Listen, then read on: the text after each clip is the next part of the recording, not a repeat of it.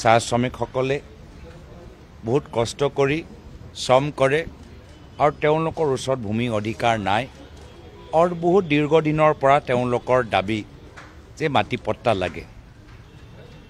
কিন্তু মনত এটা সন্দেহ আছে যে এই আইনটো মাত্ৰ কাগজতে থাকিব নে বাস্তৱভাৱে ৰূপায়ণ কৰি শ্ৰমিকসকলে উপকৃত হ'ব।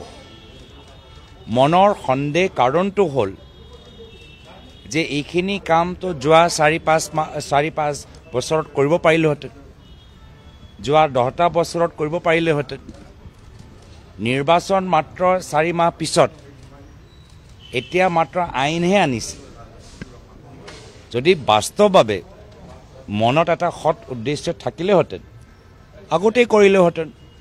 সৰ্বানন্দ সোণোৱাল ডাঙৰীয়া দিনত ক'লেহেঁতেন, মুখ্যমন্ত্ৰী হিমন্ত বিশ্ব শৰ্মা ডাঙৰীয়া প্ৰথম দিনৰ বছৰতে কৰিলেহেঁতেন। কিন্তু তাৰ বিপৰীত বাস্তৱভাৱে কৰিলে কি?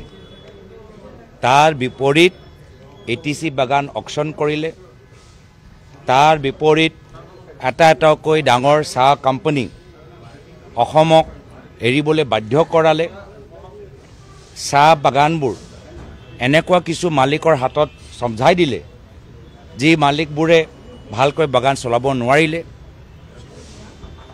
শ্ৰমিকসকলে PF পাবলৈ বন্ধ, আজি তেওঁ উপায় নাপালে। খালী পেট শুবলৈ হ'ল। বৰদিন খ্ৰীষ্টমাছে হওক বা পূজাই হওক তেওঁলোকে যি ধৰণৰ সুবিধা পাব লাগে নাপালে।